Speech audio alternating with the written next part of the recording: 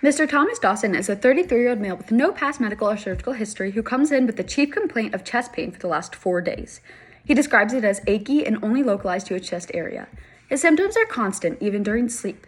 He first started noticing the symptoms after initially experiencing a non-productive cough. The patient's pain is pleuritic in nature and does not radiate to his back or anywhere else. The patient's symptoms are aggravated by moving and laughing and are alleviated slightly with rest and ibuprofen 400 milligrams. He rates his pain as 7 out of 10. He has no known allergies, no medical or surgical history, and he does not take any prescribed medications. His father has hypertension, but he denies any other known familial medical issues.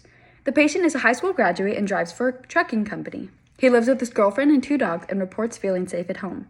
His last reported physical exam was 2 years ago, and he's up to date on immunizations except for influenza A. He has no recent weight changes, chills, fever, or night sweats. He is very tired, and his energy level has decreased significantly. He denies any rashes, bruising, bleeding, or changes with the skin. He does not wear glasses or hearing aids and denies visual or auditory changes. He has a mildly sore throat but denies sinus issues, dysphagia, nosebleeds, or nuchal rigidity. He does not have any lymph node changes, does not have HIV, and has never received a blood transfusion. He denies increased thirst or hunger and cold or heat intolerances. He reports significant chest pain that is not accompanied by palpitations, dizziness, or swelling. He does get significantly short of breath and experiences lots of coughing and wheezing. He has not coughed up blood, has never been diagnosed with TB, and has never had pneumonia.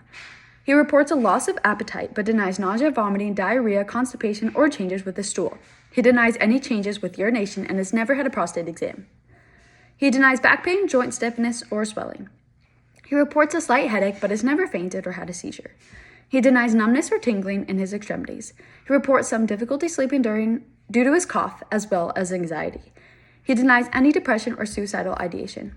The patient's vitals are as follows: temp 103.2, pulse 120, BP 120/80, respirations 24, and O2 sat 91% on room air. He is 185 pounds and 6'1" with a BMI of 24.4. The patient appears ill and in distress, but is alert and oriented ×4. His skin is warm, dry, and intact with cap refill within normal limits. Pupils are equal and reactive to light. Face is symmetrical and ear canals are patent. Nasal mucosa is pink. Oral mucosa is pink and moist. His tonsils appear slightly enlarged and mildly red, and he has tender cervical nodes bilaterally. S1 and S2 are heard clearly. He is tachycardic at rest, but no murmurs or clicks are heard, and his pulses are 3+ throughout. His chest wall is symmetrical, and he is mildly tachypnic. He has a productive cough with yellow-green sputum noted. Whispered pectoriloquy present and positive bronchophony. Crackles are heard over the right upper and middle lobes of his lungs. Bowel sounds are active and abdomen is soft and non-tender. Bladder is not distended and no masses or lesions are noted to his testes. The patient has full range of motion with no swelling or deformities noted. His cranial nerves are grossly intact and his speech is clear. Prostate is smooth, non-tender, and of normal size. His first differential diagnosis is a pulmonary embolism because he is experiencing shortness of breath, chest pain, and SINS for long periods of time for his work. This puts him at risk for a DVT.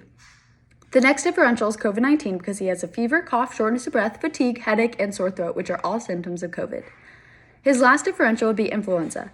The patient is not vaccinated and is experiencing fever, cough, and malaise, which are all symptoms of the flu. We ran an ABG on this patient to check for severe respiratory problems and lung issues.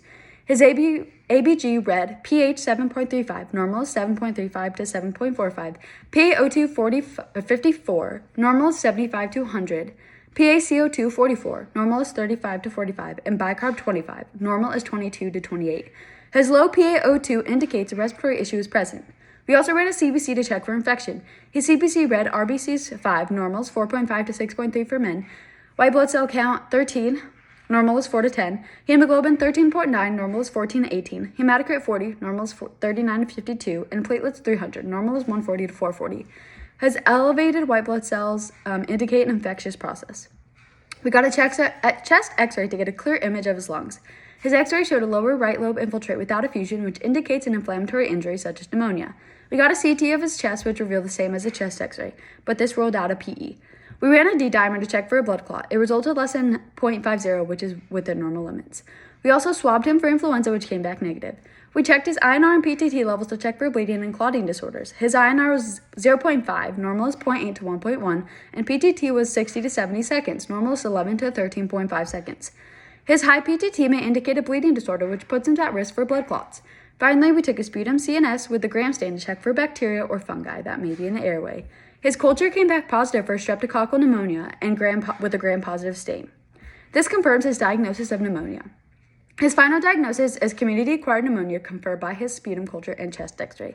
This patient was ordered Tylenol 325 milligrams, 1 to 2 tabs by mouth every 4 hours as needed for fever, guaifenesin 250 milligrams, 1 to 2 tabs by mouth every 4 hours, PRN for cough, azithromycin 250 milligrams, 2 tabs by mouth on day 1, then 1 tab by mouth on days 2 through 5, and he was instructed to drink plenty of fluids and to rest and do not return to work for 48 hours. A COVID antigen nasal swab was ordered and is pending. Because of his work, he was educated on DVT prophylactic exercises such as leg elevation, passive lung exercises, and compression devices. He was also offered the flu vaccine. He was educated on completing his entire course of antibiotics, to sleep partly upright for easier breathing, to wash his hands often and well, and to eat a healthy diet. He also was instructed to call if his symptoms get worse.